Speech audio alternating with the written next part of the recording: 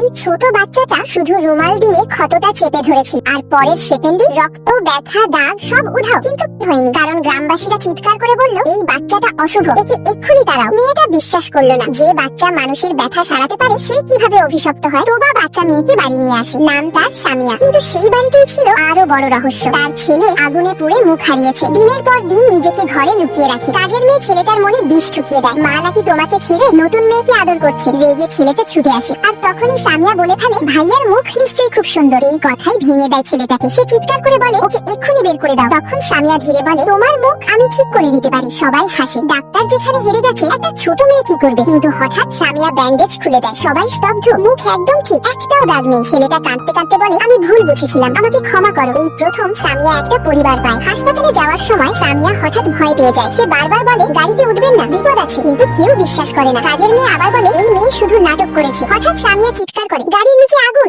নেমে আসুন। ঠিক তখনই গাড়ির নিচে আগুন জ্বলে ওঠে। সামিয়া দৌড়ে বলে আমি নতুন করে পরিবার পেয়েছি, আমি ওদের হারাতে দেব না। এই ছোট মেয়েটা কি সবাইকে বাঁচাতে পারবে, নাকি আবারও তাকে অশুভ বলেই হারাবে সবাই?